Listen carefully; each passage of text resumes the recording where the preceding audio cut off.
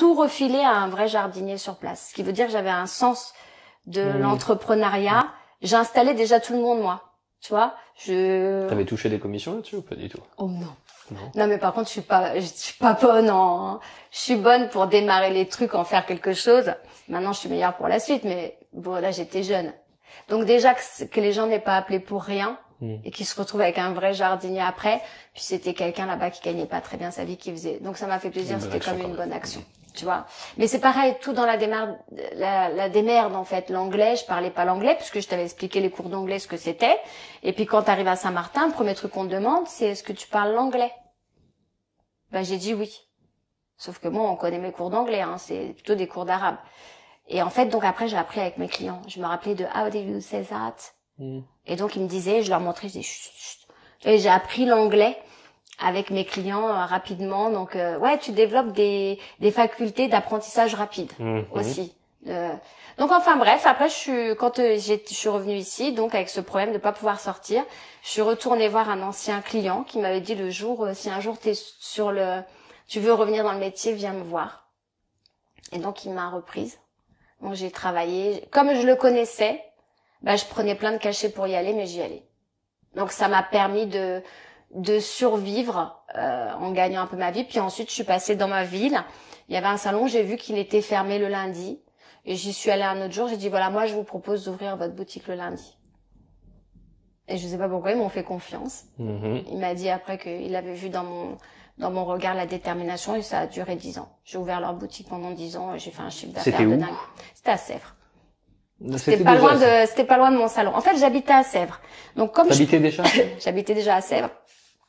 Comme je pouvais pas sortir loin, j'ai été obligée de trouver des solutions proches de chez moi. Tu vois, donc stratégiquement, voilà, tu fais autour de toi. Donc alors que tout le monde te voit à travers le monde, à Paris, parce que tu as un niveau où tu peux être sur scène, toi tu peux pas dire aux gens qu'en fait tu as quelque chose qui te bloque chez toi. Tu peux pas le dire parce que c'est honteux. Tu vois, c'est tabou. Tu peux pas dire moi je peux pas sortir.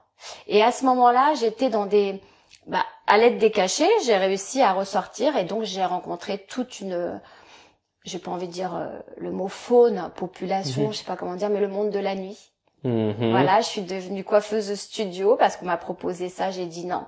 Puis après j'ai dit non, t'es trop bête quoi, trop bête. Et donc je suis devenue coiffeuse studio. Qu'est-ce qu'on appelle coiffeuse studio? En fait c'est tu vas en studio, tu coiffes les mannequins, voilà. Et moi j'ai dit non parce que je pouvais pas y aller, je pouvais pas sortir. Mais comme ça a commencé à aller un tout petit peu mieux avec tous ces cachets que je prenais, je me suis dit après bon, oh là là, tu sais quand j'ai dit non, j'ai regretté toute la nuit. Toute la nuit, je me suis dit c'est ce que t'as toujours voulu faire et tu viens de dire non. C'est ce que t'as toujours voulu faire et tu viens de dire non. Tu vois, j'ai pas dormi. Et le lendemain matin, j'ai essayé de rappeler la personne, elle était pas joignable. Tu vois, comme quoi des fois, si tu saisis pas le truc maintenant, j'ai galéré misère pour le reavoir. Et voilà, on m'a introduite dans ce milieu-là. Donc finalement, ça s'est fait. Finalement, ça s'est fait. Et donc après, j'ai été introduite dans le milieu de la nuit parce que tu pouvais rentrer en boîte de nuit que si t'étais avec ces mannequins-là. Donc je suis allée à l'Arc, enfin, je suis allée au VIP, je rentrais partout. Parce qu'en fait, quand t'es avec des gens beaux, en plus, c'était pas du tout les mêmes parcours que moi. C'était des gens qui avaient eu des vies, t'as des mannequins avec des histoires cassées, hein. Mais souvent, ils y arrivent pas très très longtemps parce qu'ils sont trop cassés, tu vois. Mais moi, celui que j'ai rencontré, c'est celui que j'ai lancé après comme couturier. Donc il était mannequin, donc t'imagines, beau, grand, un certain charisme. Tout ce qui peignait, c'était magnifique. Tout ce qui dessinait, c'était même coté. Hein. Ces trucs, c'était estimé déjà, alors qu'il était super jeune. Il était chez Karine Men, donc la plus belle agence de Paris. Et lui, il te propose de te faire rentrer dans le milieu, donc on est devenus amis, si tu préfères, après. Et pour mes 25 ans, il m'a fait une robe. Et à l'époque, j'étais tellement mince, je pesais 10 kilos de moins qu'aujourd'hui, hein. Parce que tu vois, tu fumes beaucoup, tu prends des cachets, tout ça, et non, mais déjà tu que t'es sors pas grosse beaucoup. aujourd'hui, 10 kilos de moins quand même, c'est limite. C'est limite anorexique, ouais. Et en tous les cas, j'étais tout le temps dehors, donc en plus, je sortais beaucoup. Et donc, Ta fille, t'arrivais être présente pour elle à peu près comme il fallait? Alors, elle allait quand même chez son papa des week-ends, et puis je l'ai amenée des tonnes de fois en studio photo. Ok. Il y avait un chameau en peluche, elle se rappelle encore, énorme, tu vois, et je la mettais à dormir en dessous, elle se rappelle encore du chameau. Donc oui, ça m'a amenée dans un monde. Donc, à la maison, il y avait plein de mannequins qui venaient. C'était incidentel ou c'était un point sur lequel tu insistais c'était important pour toi de mêler ta fille à ta vie? Ah non, j'avais pas le choix. T'avais juste pas le choix. Ah non, on était en développement, séance photo. Après, fallait développer. On était encore à l'argentique, donc moi je voulais voir le résultat. J'étais curieuse. Je ramenais après le photographe chez lui qui était pas véhiculé. Donc on discutait de fil en aiguille. Ma fille, elle s'endormait sous le chameau là. Et voilà. Et puis tu vois, comme j'ai été élevée dans un esprit un peu de saltimbanque entre les marchés que j'ai fait, mon oncle et ma tante. Chez moi, c'est ma fille, elle va te dire qu'elle a grandi dans une caravane. Les gens, s'ils décodent pas, ils vont penser qu'on était vraiment dans une caravane. Non, c'est juste t'avais un rideau de perles et t'avais toujours du mouvement. C'est-à-dire un mannequin qui rentre par là avec son bouc, le magicien qui vient parce qu'il est le copain Elle a grandi là-dedans. Mais pour elle, c'est les plus belles années de sa vie. Tu vois, encore aujourd'hui. Et pourtant, j'étais seule avec elle. Mais elle prenait un micro, elle chante très bien, ma fille. Et elle faisait les L5, tu vois, En fait, ma vie, elle est devenue tellement bruyante que ça a un peu calmé ce truc... Cette agoraphobie. Ouais.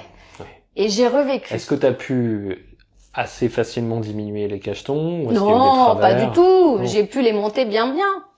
Ah non, tu baisses rien. T'as développé une forme d'addiction ou... Oh, bah tu développes pas, t'es obligé. Au bout de 15 jours déjà, t'as du mal à arrêter ces trucs-là. Ok. Maintenant, je suis ultra formée là-dessus. Mais tu sentais que ça affectait négativement ta façon de fonctionner ou finalement tu te débrouillais plutôt bien? Non, je pense que mon père, il était super résistant à l'alcool et que moi, je suis super résistante au cachet. Ok. Ouais, donc non. Et je me levais le matin super facile. Après avoir pris 2 somnifères. De toute façon, j'avais des doses. Quand j'ai dit ça à un médecin un jour, il m'a dit, qui vous a prescrit ça? Ben, j'ai dit personne. Il m'a dit, mais ça pourrait tuer un cheval, quoi. Ok. Voilà. Donc, j'ai compris après, que j'ai été dans les mêmes choses que mon père. Pareil, C'est autrement, mais c'est pareil, Tu vois. Est-ce qu'il y a un moment où, justement, la fin de partie a été sonnée, la fin de la récré, et t'as commencé à accuser le coup physiquement, et tu t'es... Non? Non. Ok. Bon, non. Je pense que je suis dotée d'une bonne résistance et que c'est pour ça que je me suis mise tout ça comme travail à faire. Il y a eu parce que après ce parcours, j'ai passé aussi mon brevet de maîtrise. Donc en plus de tout ce que je faisais en personnel, je l'ai passé. Tu vois, pas à l'école, comment ça s'appelle, à distance. Et donc je devais fournir un travail toute seule. Donc là, je travaillais de minuit à 2 heures du matin en élevant ma fille, en faisant les mannequins, et puis alors à la fois, je suis devenue donc l'agent artistique de ce mannequin-là, et en même temps, j'étais son attachée de presse. On lançait sa collection, c'est pour ça que j'étais devenue si mince. Donc on fabriquait les invitations chez lui. Ses parents avaient le moulin de Beaupré, qui est repris aujourd'hui par un coach en développement spirituel. Première fois que j'ai vu cette vidéo, je me suis dit non. Attends, moulin de Beaupré, il peut pas y en avoir 36 000. Donc c'est à lui qu'ils ont revendu parce qu'ils se sont séparés. Et pourquoi je te dis ça? Toutes tes activités de l'époque. Ouais, voilà. Et donc j'ai passé ce diplôme en plus, donc je suis devenue maître artisan. C'était quoi le travail que tu devais faire? Parce que devenir artisan coiffeur à distance, comment ça fonctionne? Non, en fait, j'étais déjà coiffeuse, j'avais déjà mon diplôme, j'avais déjà mon CAP, mais comme j'avais pas pu passer le brevet professionnel parce que j'avais pas assez d'heures, ils m'avaient refusé, tu vois, j'avais eu le droit de passer que la théorie. Et après, alors pour moi la théorie c'était le plus dur, à la pratique, bref. Donc ça m'a tellement énervée que j'ai dit allez, je passe le truc au-dessus. Mais le truc au-dessus, en fait, j'ai pris les 5 modules, donc tu as de la psychologie aussi dedans, c'est un diplôme très poussé. En fait, tu peux superviser ton comptable après. Faut le savoir, c'est un équivalent bac plus 2. J'ai accroché mon diplôme il y a que 2 ans. Tu vois, moi je suis assez comme ça, voilà. Enfin, je veux dire, je l'ai accroché, mais je l'avais depuis très longtemps, je dis pas. Mais c'est vraiment un diplôme pour lequel j'en ai chié, quoi. J'en ai chié. Et la première fois que j'y suis allée, donc t'avais des rendez-vous le dimanche, 1 fois par mois pour avoir des vrais cours. Et le directeur de l'école avait dit, j'ai vu que quelqu'un a pris les 5 unités de valeur en 1 fois. Je tiens à préciser que ça sera dur. Alors lui, il m'a donné une niaque de dingue. Parce qu'en fait, il me déclarait perdante. Sans me nommer, moi je savais que c'était moi qui avais fait ça. Alors, je l'ai eu en 2 ans, parce que j'ai loupé la gestion, je me suis trompée, j'ai sauté une ligne, donc je me suis trompée de 200 000 sur l'étude de bilan, voilà. Mais franchement, même mon prof de gestion a dit un jour à un élève qui dit ouais, mais elle connaît pas ses formules. Il disait elle connaît pas ses formules, ne vous inquiétez pas, demain elle les connaîtra. Tu vois, après les gens qui apprennent à me connaître, ils savent que ok, elle te fait chier, elle te connaît pas, elle va apprendre.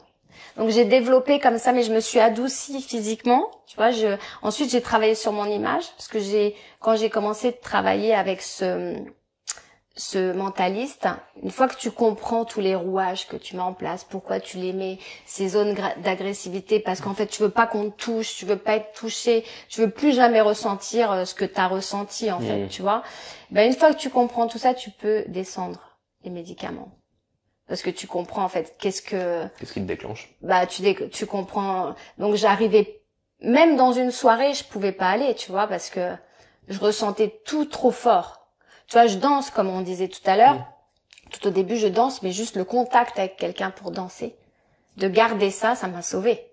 Mais c'était pour moi super compliqué à chaque fois d'y retourner, parce que quand tu danses, on t'emmène danser n'importe où. Ton partenaire, il peut t'emmener au bout de la salle. Sauf que moi, si je voyais plus visuellement la personne référente qui savait que j'étais agoraphobe, moi, je repaniquais dans la salle. Enfin, c'était un truc de dingue. Hein. J'allais aux toilettes. Si en sortant des toilettes, je retrouvais pas la place millimétrée, presque j'aurais mis un t-shirt rouge. Tu vois, pour être sûr parce que les gens, tu leur dis ça, ils disent OK. Mais après, ils oublient que t'as ça parce que c'est tellement, ils te voient dehors tellement t'as l'air normal. Qu'ils se disent pas, elle va paniquer quand elle me verra pas. Donc ils bougent un peu, mais ils sont pas loin. Mais parce qu'ils sont dans la salle, c'est rien, tu vois. Et t'as toute conscience de la débilité du truc. Tu vois, c'est-à-dire tu dis mais c'est débile. Donc c'est pour ça que aujourd'hui, tu vois, les gens qui ont plein de facultés, de facilités, mais qui n'y arrivent pas, je peux tellement comprendre ça, d'être perdu. Tu vois, ces gens dont je te parlais tout à l'heure qui se mettent en reconversion professionnelle et puis ils font 2 ans, ils pensent qu'ils vont y aller, mais ils ont été drivés par des gens toute leur vie. Donc là, ils y sont allés facilement dans leur zone de confort. Mais dès qu'il faut sortir de sa zone de confort, punaise. Mais moi, j'ai fait ça toute ma vie, sortir de ma zone. Et je sais que je vais pas arrêter. Je pense que c'est ce que je me suis prévu. Donc je vais pas. Je pense que voilà, je suis vouée à aller toujours plus loin que là où c'est ok, sans compter que ces trucs-là, ça part un peu, tu travailles avec quelqu'un, ça part un peu, et tout peut revenir en une fraction de seconde. Parce qu'en fait, c'est juste un endroit dans lequel tu te sens pas bien à un moment donné, tu vois, tu prends ta voiture, tu vas faire tes courses, aller à Carrefour, je sais pas où, et puis dans le Carrefour, tu te fais une crise d'angoisse. Bah, la prochaine fois qu'il faudra que tu ailles au Carrefour, tu vas dire non, c'est Carrefour. Ouais, tu vas dire c'est Carrefour. Et puis en fait, après, non, ça se reproduit ailleurs. Ah non, tu dis punaise, alors là, il y a Carrefour et puis il y a ça. Donc après, c'est des situations d'évitement. Et tu tournes en boucle. Et quand tu vas voir les médecins, bah voilà, ils ont qu'une solution, c'est... les médocs. Il y a des médocs, mais je comprends qu'ils aient rien d'autre, tu vois. Mais là, moi, il aurait fallu me proposer un traitement de traumatisme de guerre. Voilà, le MDR, le FT... tu vois, il aurait fallu me proposer des choses comme ça, la méthode Neferti, je crois qu'elle s'appelle.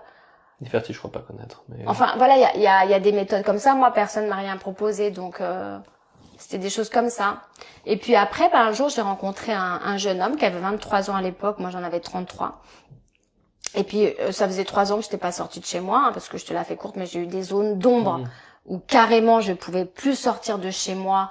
Mais quand j'ai eu ma fille, la deuxième, parce que j'ai rencontré un deuxième mari, puis j'étais mieux. Bon, par contre, j'ai eu une super grossesse là, géniale. Tu vois, j'ai pas du tout vomi. Donc, comme quoi, ça se peut aussi d'avoir des belles choses. Et du coup, je comprends les deux, la grossesse difficile et la grossesse où tu te prends 20 kilos parce que t'es tellement bien que voilà. Mais du coup, je sortais pas de chez moi. Et puis après, j'arrivais même pas à l'emmener à l'école. Donc, tu te dis voilà, t'as bataillé, t'as réussi à sortir et tu vas mieux et ça peut revenir à tout moment. C'est pour ça que les gens qui ont connu un burn-out, je comprends qu'après ils soient plus jamais sereins. Par la peur que ça se reproduise? Bah ouais, tu vois, la peur de retourner au Carrefour, la peur de retourner dans ce truc-là. Les gens qui ont connu une dépression, en fait, ils ont peur toute leur vie qu'elle revienne. Sauf que toi, quand t'es à l'extérieur, tu te dis mais qu'est-ce que c'est son truc, il a qu'à se dire que ça va bien puis ça va aller bien. C'est un cercle vertueux. Non, non, c'est un cercle vicieux, en fait, qui des fois est vertueux. Hmm. C'est pas pareil. Je me posais une question par rapport au travail de fond versus le travail de forme.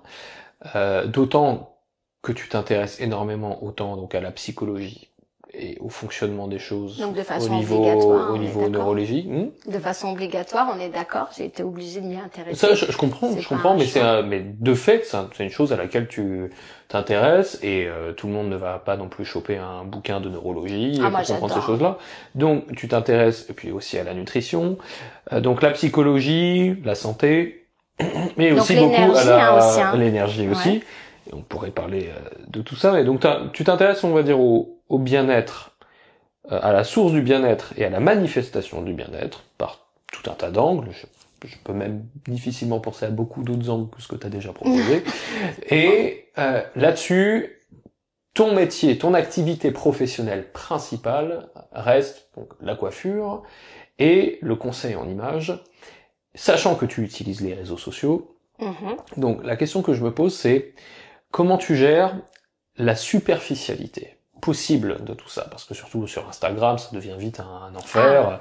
Je voyais des suggestions hier, je sais même pas comment, sur les 10 premières images qui sont tombées de la part venant de comptes que je ne connais pas, il y avait quoi, 5 ou 6 culs. Voilà, rien que ça, tu te dis, c'est simple, hein. Il y a qu'à poster une photo de moi en stream. Oui, ben voilà, tu peux aussi vendre tes culottes, tu savais pas?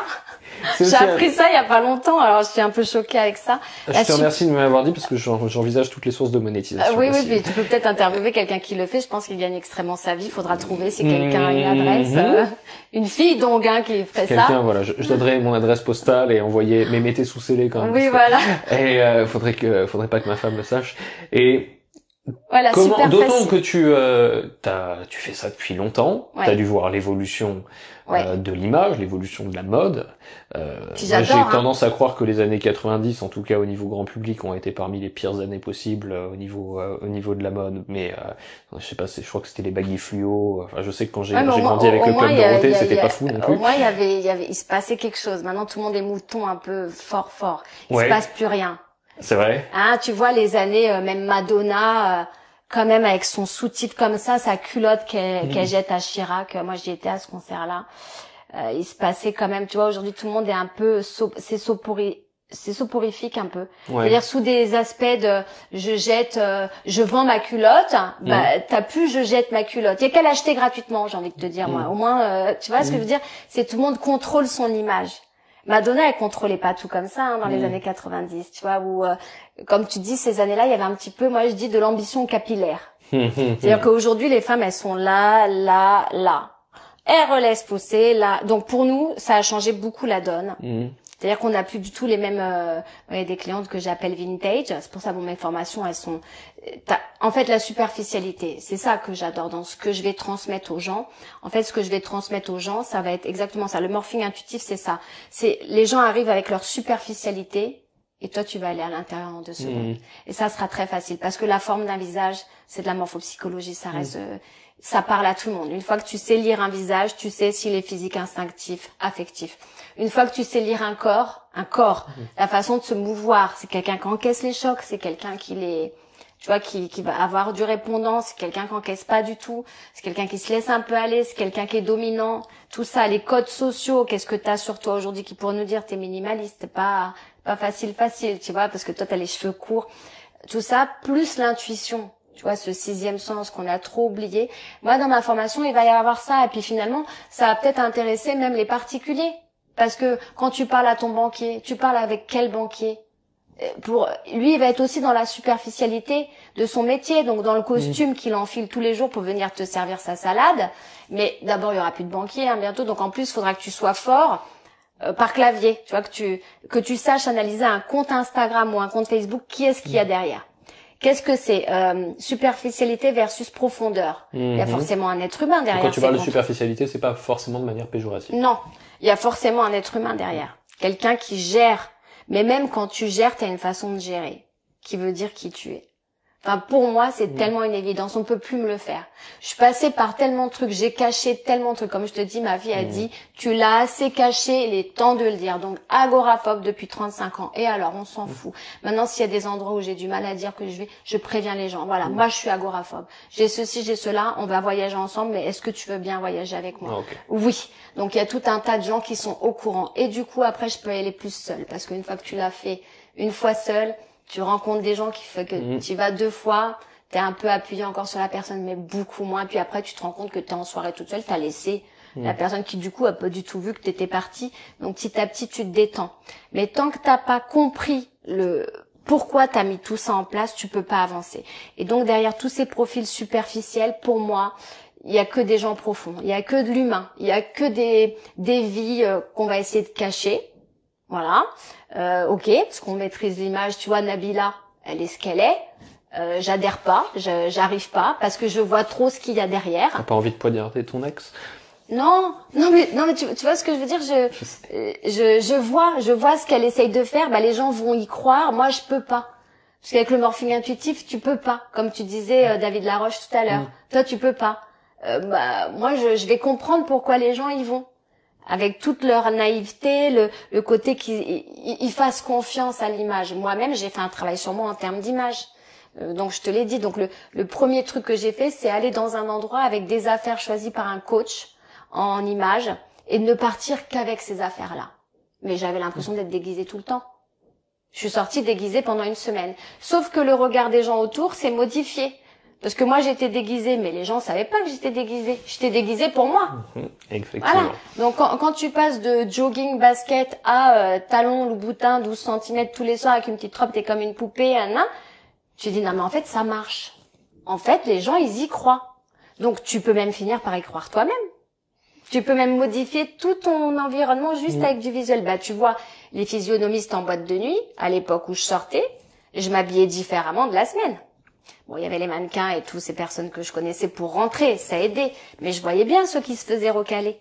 On était déjà sur de la superficialité, pour rentrer en boîte de nuit, Les petits rentraient moins bien que les grands.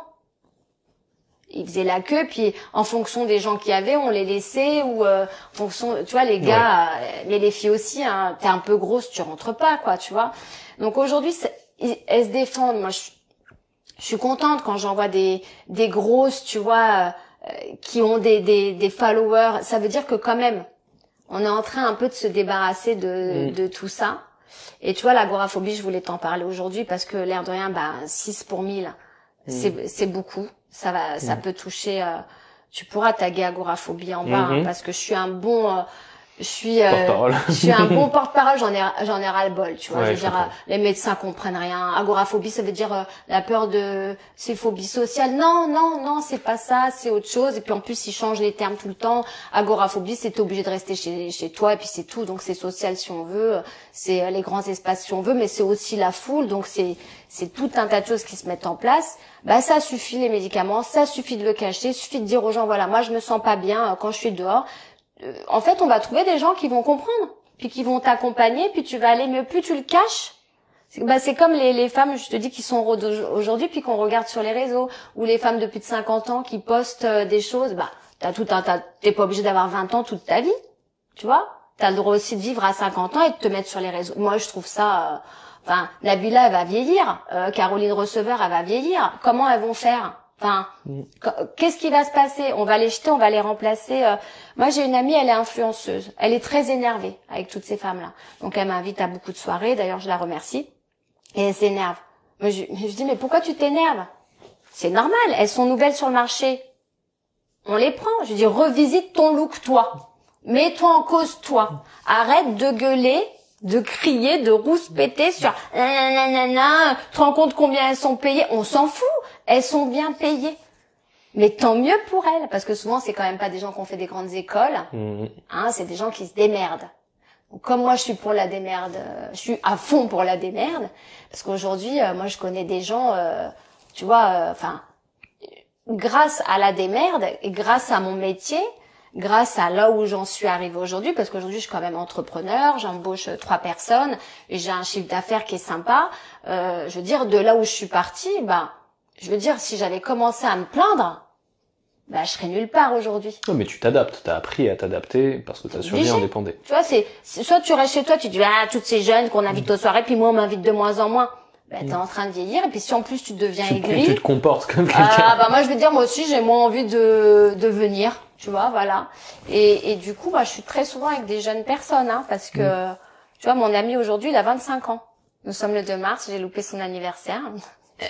Il regardera cette vidéo, mais enfin je lui ai souhaité, mais joyeux anniversaire Nicolas. Et, tu vois, ça aussi, est-ce qu'on peut l'assumer? T'as 49 ans, t'es avec quelqu'un de 25 ans. Ben lui, il a fait HEC, tu vois. Donc dans sa tête, il y a des choses. Ça tourne. Et alors lui, il s'ennuie avec les jeunes femmes de son âge. Je crois que tout a bougé, tout est en train de changer maintenant en permanence, et qu'on va être obligé de s'adapter en permanence. Et que on n'a pas le choix, et que ça sert à rien de dire dans les années temps c'était mieux. Moi je trouve qu'il y a des choses géniales aujourd'hui. Tu voyages, tu peux retrouver des gens facilement, tu peux créer du contact facilement, tu peux créer du contenu. Regarde, toi t'es là, moi je fais ma chaîne, les cheveux dans les yeux. Toi tu vas pouvoir avoir parce que pour l'instant il y a peut-être pas encore, ça a pas encore fait le tour, tu vois, mais après ça va devenir, tu vas devenir inspirant pour les gens, parce que tu interviews des gens que tu cherches avec des profils un petit peu. Mais si tu bouges pas, s'il y a pas des choses, des zones, tu vois, pour moi c'est un peu sismique, c'est un peu comme des plaques. Je rencontre plein de gens en ce moment, je tiens à le dire, qui sont perdus. Alors parce que ils veulent aller là, comme on n'est plus unique, qu'on peut aller dans plein d'endroits. Il y a un moment donné où tu dis je m'éparpille. Mais en fait, peut-être que tu t'éparpilles pas, et peut-être que c'est juste des plaques qui sont en train de se mettre en place pour faire autre chose, mais faut leur laisser le temps de se mettre en place. Si tu veux tout comprendre tout de suite, tu vois, le magnétisme, je t'en parlais tout à l'heure. Je suis coiffeuse. Pendant 4 mois, j'ai pas pu me servir de mes mains. Je me suis levée un matin, je pouvais plus bouger mes mains, plus aucune sensation, plus rien. Voilà, je peux te dire, j'étais toute seule dans ma boutique. Ça m'a forcée à recruter. Ça m'a forcé au recrutement que je voulais pas faire. Tu vois, encore un truc qui m'a sorti de ma zone de confort. Et j'avais rencontré une dame dans un hammam qui, en fait, elle me regardait. À l'époque, j'avais une chaîne de corps.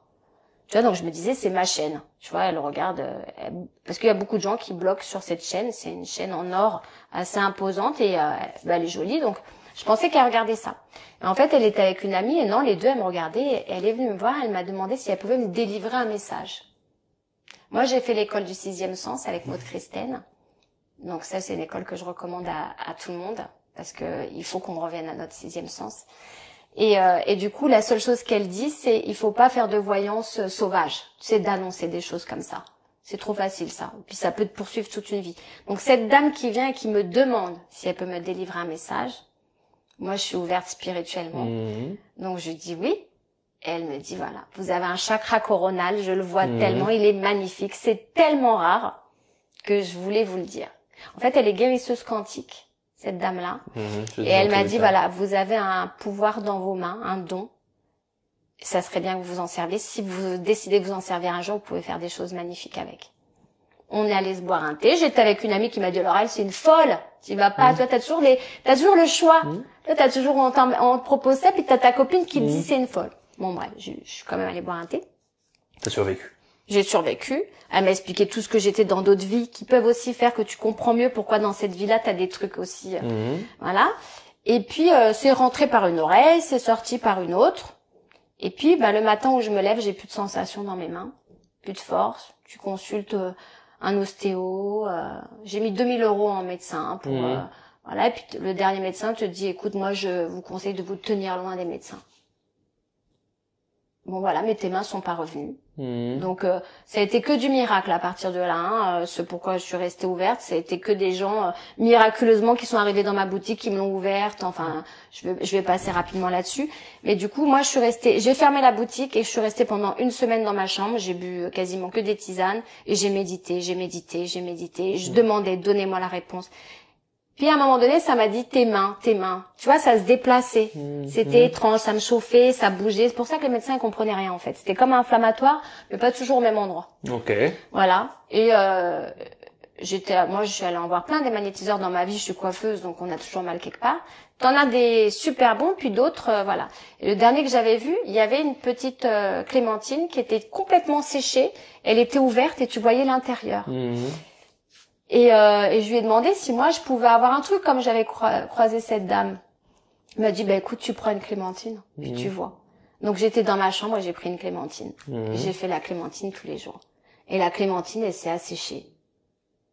Parce que moi je suis très matérialiste, donc j'ai besoin d'avoir des preuves. Et puis ensuite j'ai mon ex-mari passait par là, il avait mal au dos, je lui ai dit bah voilà, tu vois la plante qui est là, elle était tout le temps morte. Tout le temps. Elle était plein d'éclairage, elle mourait tout le temps. J'ai dit je vais la prendre avec moi dans le salon. Donc moins bien, beaucoup moins de lumière. Regarde comment elle est. On pourrait prendre des petits. Ensuite, j'ai changé l'eau du vin, le goût du vin. Ensuite, j'ai fait des clémentines. Et donc, ce jour-là, il m'a dit, bah écoute, moi j'ai un point dans le dos, c'est avec tout le truc qu'il a envie que ça marche pas. Donc, il s'est allongé là, j'ai mis mes mains. Et à un moment donné, j'ai senti un truc tellement dans mes mains qu'à la fin, je lui ai dit, on va au dictaphone, on va l'enregistrer. On est d'accord que t'as pas rêvé, j'ai pas rêvé. J'ai eu tellement peur que j'ai tout enlevé. Tu vois, j'ai pas rêvé. Je sais que j'ai pas rêvé. Et donc, à partir de ce moment-là, les gens, quand ils avaient un problème, je posais mes mains avec l'intention que ça parte. Et plein de fois, c'est parti. Plein de fois. Et là, récemment, on a mis sur mon chemin, alors je sais plus comment il s'appelle, Arnaud quelque chose, enfin en tous les cas, il a mis 40 000 € sur la table. Il est magnétiseur. C'est le livre que tu as vu là-bas.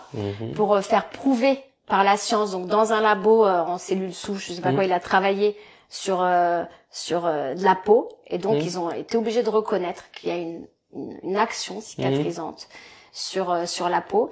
Et donc cet homme-là est pas loin de chez moi, et j'ai failli louper, mais j'ai une amie qui m'a tagué sa vidéo du journal quand il passe au journal de Trésor sur Trésor, c'est pas mal, sur mon mur. Et puis j'ai un ami hypnothérapeute qui m'a dit écoute, en parallèle ils se connaissent pas, hein. Il fait un truc, le gars que t'as posté, c'est à Boulogne, et moi j'oublie, tu vois un peu. Je dis oui ça m'intéresse, mais j'oublie. Et le matin il me dit t'as pas oublié ce soir 17h. Je voulais l'oublier, j'ai même pas réussi. Donc je vais aller faire le stage avec lui. Et je pense que ma voix, elle est là aussi. C'est-à-dire qu'il va falloir que j'assume encore autre chose après. Ça va être que je m'occuperai de l'image des gens.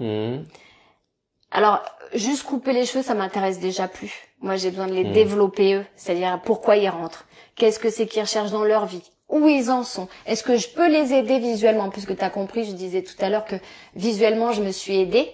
Donc je sais que, comme tu disais, les choses, comment t'as dit, superficielles.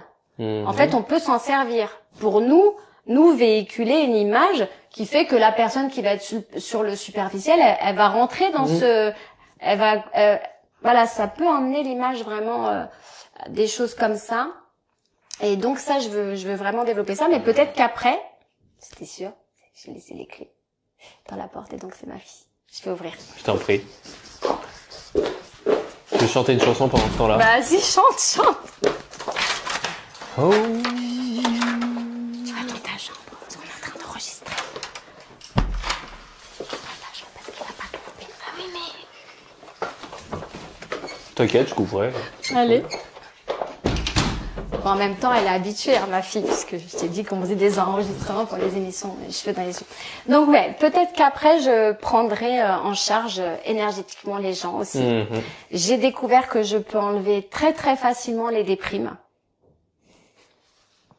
Alors, j'ai pas fait exprès. Il va falloir qu'on discute après cette interview. Ouais, et ça c'est en fait, et donc avec cette dame qui m'a rencontrée dans le hammam, elle m'a expliqué qu'en fait je transmute. Je le fais pas exprès dans mon énergie. Quand les gens rentrent dans mon champ d'action, je transmute l'énergie.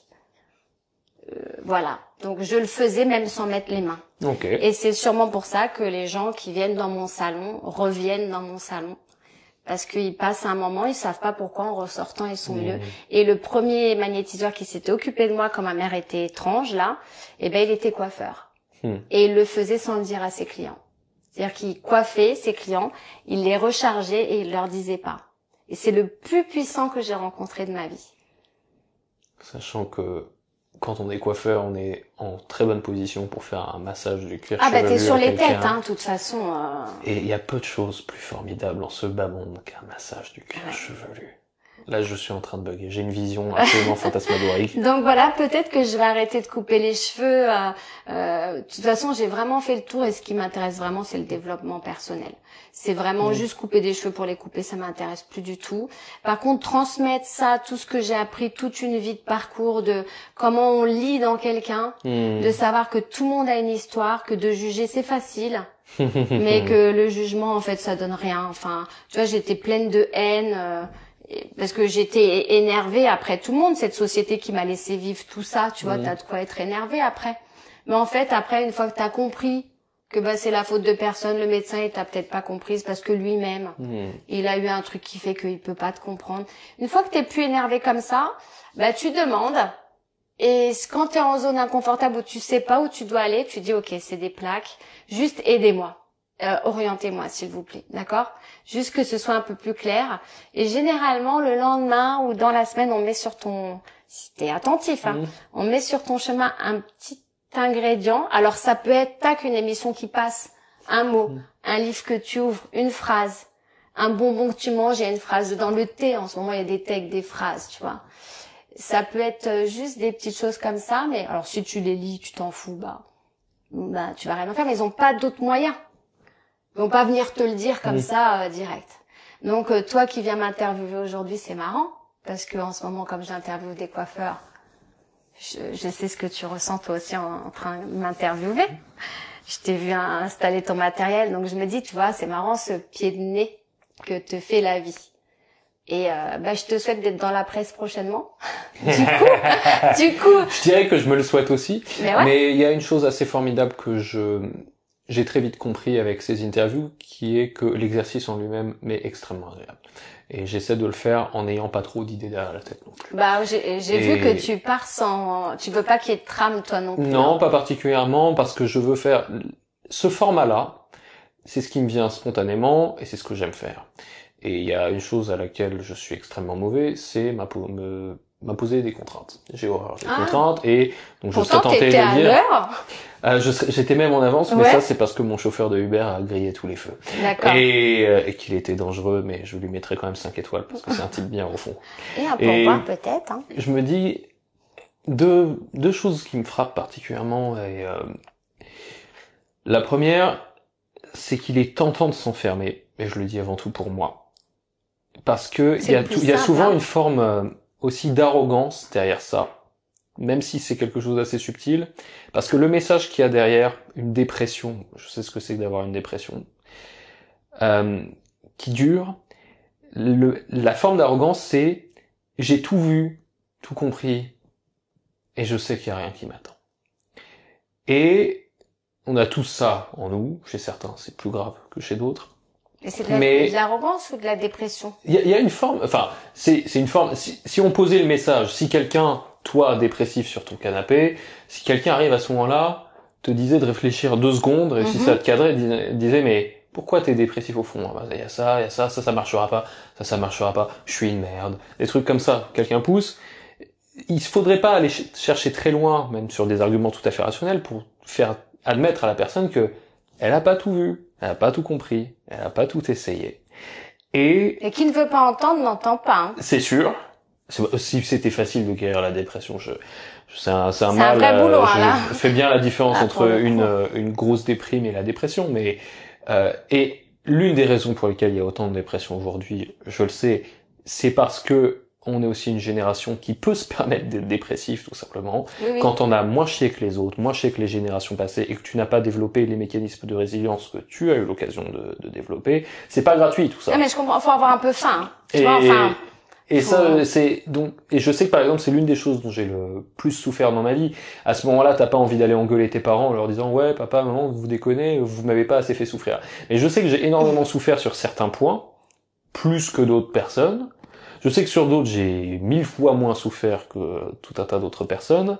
Mais je sais que la constante, c'était le manque de combativité, le manque de mécanisme de résilience. Et ça, c'est une des choses essentielles, mais si ça devait se traduire en des actes très concrets aujourd'hui, parce que quelqu'un qui se sent coincé ne va pas juste pouvoir claquer des doigts et par l'intervention du Saint-Esprit changer très durablement. On va être réaliste, il y a des histoires comme ça, on entend parfois quelqu'un dire un jour j'ai pris une décision et plus jamais. Mais ça c'est pour ça que là aujourd'hui je t'ai tout raconté, c'est que le schéma de j'ai fait ça un jour, non, il y a sûrement une tonne de travail derrière que tu veux pas nous dire aujourd'hui, c'est pour ça que je t'ai livré aujourd'hui l'entièreté. C'est que dans chaque action, même le magnétisme aussi, quand je vais, parce que je suis obligée d'aller vers là, parce que j'ai récupéré mes mains après, donc quand je m'y suis mise. Je le vois. Voilà. Et en fait, ça se voyait pas que j'avais pas mes mains. Tu vois, c'est tout ce que j'ai ne se voit jamais. L'agoraphobie ne se voit pas, mes mains ça se voyait pas non plus. Je pouvais encore coiffer, donc je pouvais encore le cacher. Tu vois, donc on me laisse le choix de le dire ou de pas le dire. Tu vois, mais donc je pense que c'est un piège le choix qu'on me laisse. Je pense que c'est mieux quand j'ai pas le choix. Tout ce que je t'ai dit aujourd'hui, j'avais le choix de continuer de cacher, mais j'ai ce papier de ma fille qui, tu l'as assez caché. Et donc, sur 6 pour 1000, s'il y en a 6 qui peuvent regarder, les 6 concernés qui peuvent regarder ça. Donc, ouais, comme tu dis, ça va mieux, mais ça va mieux après avoir pris des médicaments, après avoir fait un sevrage, donc qui se fait que 30 ans après. 30 ans après, quand tu dis ça à quelqu'un qui est malade au début, tu lui dis ça va te prendre 30 ans, ben il fait quoi? Il saute par la première fenêtre ou donc toute vérité n'est pas bonne à dire. Par contre, un bon psychologue, comme tu dis, ou des bonnes techniques de FT, d'OMDR, modifier son alimentation, modifier son énergie. Parce que moi, j'y crois beaucoup, que quand on est moins, on attire du moins, puis on commence à en parler, puis après, tac, les gens positifs, ils s'écartent. Tu vois, alors que même si t'y crois pas, t'es plus. Enfin, tu dis que t'es plus, les gens vont te croire. Et tu vas attirer des gens plus, puis au bout d'un moment, tu vas dire, ah ouais, non, mais en fait, je crois qu'on crée notre réalité. Et aussi bien dans un sens, moi, je m'enferme, tu vois, j'ai tendance à m'enfermer, je me fais ma propre prison. Alors, Mandela, tu vois, lui, il était dans une vraie, et quand il est sorti, voilà, mais chacun peut aussi se faire sa prison. Et ça sera que des constructions mentales, on le sait là maintenant, tout ça. Moi, je suis très, je suis très connectée à l'au-delà. Je vais pas prononcer de termes de divinité ou de Dieu. Ça peut m'arriver d'aller à l'église, mais alors je sais même pas faire le signe de croix. Et pourtant, je coupe le feu avec cette prière. Enfin, tu vois, c'est très étrange. Mais par contre, je crois vraiment qu'on a des guides sur d'autres plans et que il suffit de leur demander. Enfin, en tous les cas, à chaque fois que j'ai essayé, je l'ai fait beaucoup dans ma vie, parce que sortez-moi de là, tu vois, moi c'est pas une émission, c'est pas j'ai une émission qui s'appelle comme ça, mais moi j'étais vraiment là-dedans. À chaque fois j'ai eu de l'aide quand même, et des sacrées aides, tu vois, et des trucs, t'es comme ça, et tac, t'as un coup de fil, et ça te sort de toute ton énergie parce que t'avais quand même commencé de la modifier, toi. C'est-à-dire qu'il y a rien qui se passe tant que, si tu comptes sur un coach pour changer ta vie, n'y va même pas. Je veux dire, il va changer ta vie avec toi, avec ton concours. Ça veut dire que tu vas devoir batailler un peu. Tu vois, moi je fais des cours de coiffage. Les cours de coiffage, les gens ils viennent avec leur matériel, c'est eux qui se coiffent. Parce que sinon je les recoiffe, on est dans le même principe de je les coiffe. Donc t'en as moins qui viennent. Je préfère te demander le truc qui va se remettre tout seul. Ça n'existe pas. Comme dans la vie, tu veux aller bien, faudra que tu travailles le terrain pour continuer d'aller bien. Sinon, je pense que même si t'as des millions, parce que moi aujourd'hui je gagne bien ma vie, pas des millions, mais je côtoie des gens qui ont tout ce qu'il faut chez eux, et puis tu le sais, et c'est pas pour autant que ces gens-là, s'ils ont pas travaillé leur terrain d'être bien, ils peuvent déprimer dans leur grande maison, avec leur home cinéma, leur jacuzzi et tout ce que tu veux, et puis ça en vivant à Saint-Martin. Tu vois, j'étais dans des villas, mais piscine à débordement, tout ça, on m'a donné l'occasion de le voir. J'ai jamais vu autant de dépressifs qu'à Saint-Martin. T'es pourtant plein soleil. Mais Saint-Martin, t'es une île, tu tournes vite en rond. Donc si tu te développes pas toi à l'intérieur, t'écoutes les autres qui se plaignent, en ce moment il y a trop de touristes, en ce moment, non mais on est en train de refaire la piscine. Tu vois, moi tous ces trucs-là, ça m'a jamais concerné en fait. Et maintenant, il faudrait que ça me concerne. J'ai compris que maintenant, il faudrait que ça me concerne.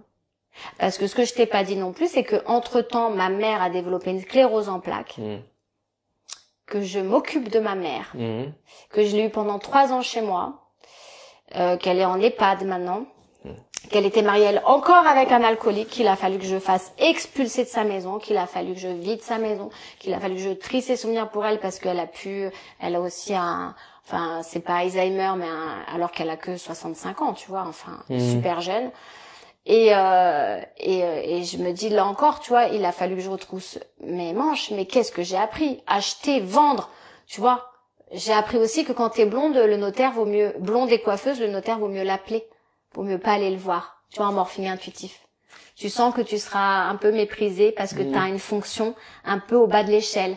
Moi, je dis souvent, on est les esclaves des temps modernes. C'est-à-dire, à réaliser le petit truc, le petit brushing. Sauf que, comme il y a plus de coiffeurs, je t'ai dit plus que 6000 formés par an, et comme les plombiers, comme les artisans, comme les gens vont avoir de moins en moins, de plus en plus de mal à trouver des gens formés et vont devoir payer cher des prestations qui ont été tirées vers le bas depuis très longtemps. Maintenant, moi, je suis passée à 120 € la coupe avec la technique du morphine intuitif. C'est ça que je veux faire comprendre aux coiffeurs, c'est que vendre une coupe à 25 €, 40 €, faut qu'on arrête. Enfin, je veux dire, humainement aussi, parce que ça fait vraiment des esclaves des temps modernes.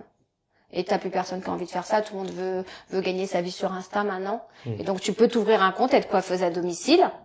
Et puis si t'as bien travaillé sur ton Insta, t'auras du monde. Donc on va être obligé de réagir à tout ça. Tu vois, même nous, même les coiffeurs qui ont fait, parce que j'interviewe des coiffeurs là, faut voir combien ils gagnent. Il y en a un, il est payé 3400 € hors taxe les 2 jours de formation. Ça calme tout le monde, là. Toutes les grandes écoles, quand je dis ça, je dis, waouh, alors 2 jours de formation à 3400 € hors taxe. On imagine déjà juste s'il en fait 2. Bon, s'il en fait 3, tu vois, il est bien, là, juste sur lui, Sans employé, et puis, comme il dit, il a des pauses de midi à 14h, il termine à 17h, il travaille pas samedi, dimanche, Voilà. Donc, moi, j'ai vraiment, c'est pour ça que je fais ces interviews. C'est très épatant. Ceux qui ont des parcours où il y avait les parents avant, ils vont bien plus vite, encore une fois. Ce que je disais, que ceux qui avaient rien comme terreau, on les garde, tu sais, bien en dessous, qui sortent pas du moule. On leur fait croire que voilà, ça gagne rien. C'est pas vrai. C'est pas vrai. Moi, j'ai mis des années à savoir que oui, si on peut vivre de ça, tu vois, j'ai dû trouver tout toute seule. Si on m'avait pas dit voilà, tu cherches un salon, écoute, moi je te le finance. Parce que moi, on m'a ouvert mon salon, c'est pas les banques, C'est un jeune homme de 23 ans qui m'a mis tant sur la table. Le chèque, vas-y, on y va. T'ouvres ton truc, ça suffit maintenant. Ça suffit que tu sois bloqué chez toi. Tu vois? Ça, c'est la vie. T'es bloqué chez toi pendant 3 ans, puis t'as quelqu'un qui te fait un chèque de, je sais pas combien de centaines, enfin, des milliers d'euros. Et du coup, ce qui te bloquait, ça te bloque plus. Allez, vas-y, la vie, elle te dit, vas-y, là, maintenant, t'as plus de problème. On va voir, est-ce que t'y vas, est-ce que t'y vas pas. Donc, ça me fait retenir plusieurs choses. La première, sortir de sa zone de confort. La deuxième, qui est liée à la première, rencontrer du monde. Rencontrer du monde et ne pas présumer de ce qui va se passer, de ce qui va ressortir. Et on peut avoir de très bonnes surprises.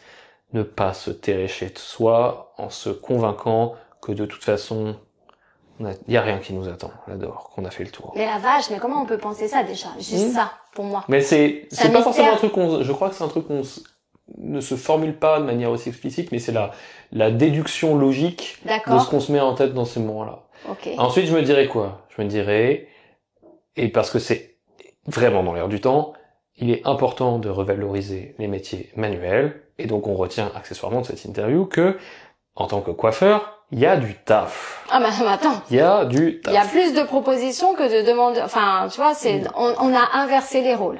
Ok. Oui, c'est plus de demandeurs que d'offrants. Oui. Donc, coiffure. Laissez tomber HEC. Coiffure. 3400 € hors taxe. Bon, attention, il a un parcours extraordinaire. Il a bossé toute sa vie. Là, je pense qu'il a 50 ans passés. Donc, il a tout revendu. De belles affaires magnifiques en plus, dans des beaux endroits. Mais c'est pour ça que je fais ces interviews. C'est vraiment pour mettre notre métier dans la lumière, parce que ça suffit, les conneries.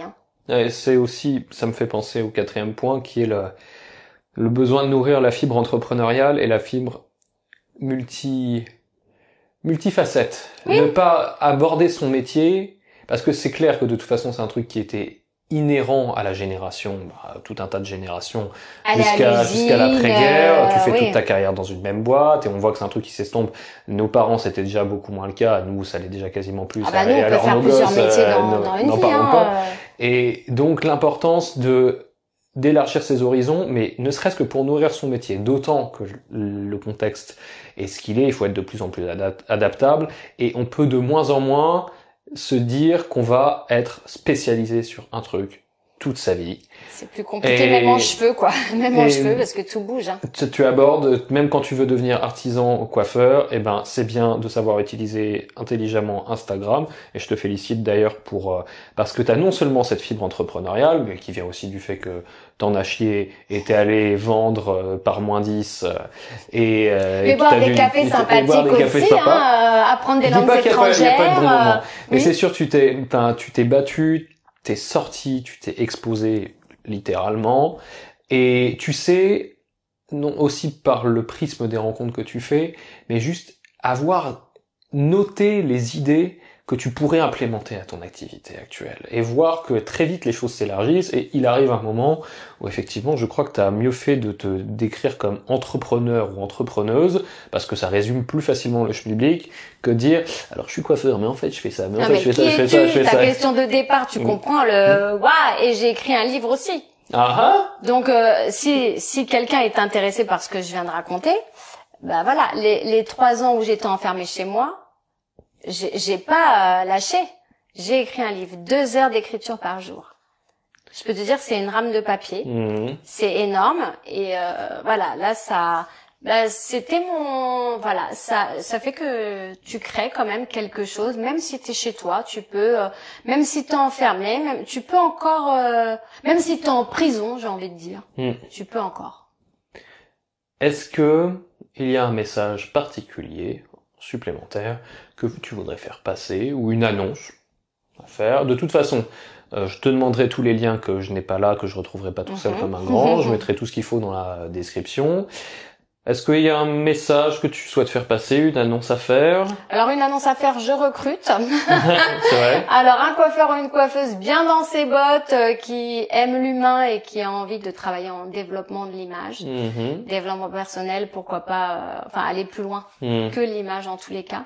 Et puis si j'ai un message à faire passer, c'est que voilà, la phobie sociale, l'agoraphobie, c'est vraiment quelque chose, faut pas se sentir seul. Oui, important. Parce que en fait, je pense qu'on est des tonnes. Ouais, quelles que soient les souffrances qu'on a, c'est vrai que c'est des moments où le monde se referme et tout ne tourne d'ailleurs plus qu'autour de nous, mais c'est bien de se rappeler que il y a d'autres personnes qui vivent les mêmes choses. Et puis j'ai envie de te dire, Gilbert Montagné, il est aveugle et ça l'empêche pas d'être sur scène et d'envoyer une patate d'enfer. Et moi, j'écoute Gilbert Montagné quand je vais pas bien, parce que je sens toute l'énergie de tout ce qu'il a dû sûrement lutter et tout ça. Il s'est bien entouré. Et voilà, pour moi, la vie, c'est Gilbert Montagné. Gilbert, si tu nous entends, notre Dieu à tous. Ah ouais, j'aimerais trop une rencontre avec Gilbert.